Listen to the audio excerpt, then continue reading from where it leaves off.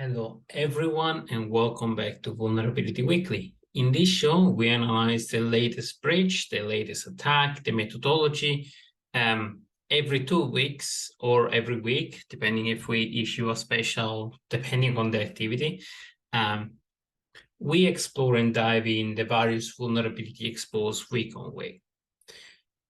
We had a little bit of a pause last year, but with the amount of new breaches and new attacks being deployed recently, we thought it was time to restart. And with the 2023, we had really a number of incidents appearing. So let's dive in because it's a meaty episode.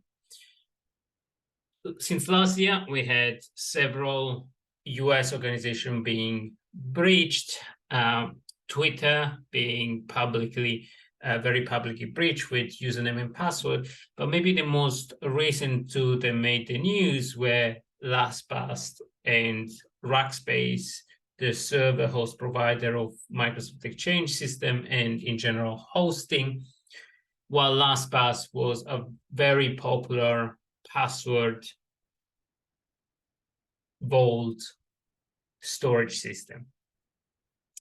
The reason why those made the news was from a LastPass perspective, because the vault were accessed in a series of follow-on attacks. While from a Rackspace perspective, a new technique named SSRF, so WA is the OWASS is the exchange method and system that the client and the server utilize, and server-side request forgery is the methodology of attack leveraged in this particular scenario that is a little bit different than the original ProxyNotShell. And in this latest breach, the CrowdStrike team has done a great work analyzing, and we will look at it later. We'll review the new method of attacks and the slightest point of entry and point of breach. Together with these quite big data breaches and reports, Twitter was, as I mentioned, breached, but as well Circle CI, a very popular CI/CD pipeline provider, was compromised or allegedly compromised. On the 4th of this month, there was an announcement from the blog post from Circle CI that there had been an attempt or a potential breach. There was no evidence of client information or token from user being accessed. Nonetheless, there have been a wide recommendation to rotate those tokens in case later on there will be a disclosure that some of them might be disclosed. And just to clarify, the CI/CD usually connect to repository and to other sources of information. So having access to those tokens fundamentally allow an attacker to connect to those systems directly. And hence the overall general recommendation to circle those tokens and to refresh, to create new token, so that even if they get disclosed, there is no attack surface. And of course, once those tokens new are provided, remove the old one. But without further ado, let's dive in the latest Vulnerability Weekly. So, as I mentioned, our SSRF is probably the meatiest element of this week. Is a new attack breach methodology, is a service request forgery named 41082 that is for a sequential of the original flow of the 22 41080 and 41040. They were the original two attack method utilized to enter the system and chain them together. Now, in this new method of attack, there is a new point of entry, and there are new malware being deployed with the injection of code, well, injection of commands from a server side. And in particular case, and thank you for the CrowdStrike team to do a very detailed post on this, the original ProxyNotShell that was leveraging the autodiscovery endpoint methods of Exchange. That is how Exchange discovered new client. Now, because this methodology in this attack path was fixed by Microsoft with the string that they recommended in the Microsoft blog recently,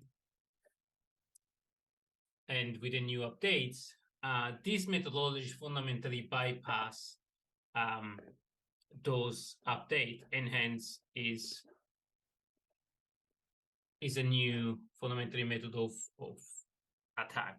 And this new method fundamentally rely on the Outlook Web Access, or OWA, endpoints to actually bypass fundamentally the string originally deployed in the IIS, in the server that sits in front of Exchange, and go and compromise the server and hence run commands. And in this particular case, the play group was leveraging this particular vulnerability to attack Rackspace. Rackspace is a provider of hosting, cloud hosting, and hosted server, in the particular case, Exchange server. And originally there was an incident back in December where the play group used this methodology of attack, and put down they were discovered to use the new method of attack to get access to mailboxes, but as well deploy ransom. And Rackspace was down for a limited amount of time, but they had to fundamentally migrate user from certain system to certain other. And they implemented fundamentally the SSRF. It's very complicated to pronounce it quickly. OWA SSRF, here you go, to actually compromise. And there were the evidence of 27 customers being compromised potentially, but no mailbox access was there. But the major damage was over the ransomware and the server being unavailable, and the user needed to be migrated on a different system. On the maybe more broader news, LastPass, the Vault password vault provider, was compromised back in August. We covered extensively that episode back in August, and more recently there have been follow-on attacks that have been disclosed, and the organization have disclosed that the vault, unfortunately, where access was stolen, even though those vaults were still encrypted. So the encryption method was still 256 EAS, that is at the current point in time one of the most standardized and secure, with enough lengthy of key and key generating material to be one of the most safest and cryptographic secure method. Now, there's been speculation that those vaults were compromised or accessed or stolen by nation state attacker, and even though this hasn't been disclosed or verified as an information. Now, should you stop completely using a password manager? Absolutely not. It's much better to use a password manager to rotate your credential consistently, and using multi-factor authentication in case those issues happen. And this is good hygiene, good password hygiene, and in general, it's called defense in depth. When you have fundamentally one of your method of access compromised, you still have a compensating one that prevent the attacker, even if one of them get compromised. And this is called assume breach, or assume that your method of access will get compromised at a certain point. So those are compensating control. Now, is it possible to get access to those vaults? Possibly with brute force and accessing a certain set of material. Now, if you want to brute force or potentially do password attempts on those systems, because of the length of key material, and the cryptographic algorithm, it will take you probably 200 times the average duration of the universe. So not something that in a lifetime we might want to see. There might be, though, an extensive compute capability to actually compromise those systems. There's been a speculation that even in that case, with the largest network available right now of distributed system, that is blockchain and Bitcoin, in terms of computing power, you still wouldn't be allowed to do and to compromise the system. Now, on an opposite note, there is quantum computing. There's been rumored that there is a white paper of a quantum computing researcher that has potentially broken the 256 algorithm from China. So I don't know if it's speculation, but we will cover this more in detail once the news is a little bit more corroborated and validated. Nonetheless, this is to break one key. Each vault has one different key, so each customer has their own key. So the method is quite lengthy. Nonetheless, there is a class action against LastPass, and there's been deposited by an anonymous user of LastPass of recent, and we'll see how this proceeds. Now, other than that, there is a new actor being, this was a particularly interesting research by Checkpoint, that a threat actor was actually targeting just system in Colombia, and the attack method was not being deployed if the system was not in South America, in Colombia, and specifically the financial sector of those organizations. So this was a news that caught my attention because it was very peculiar and particular. I hope this latest trick of information hasn't affected you much.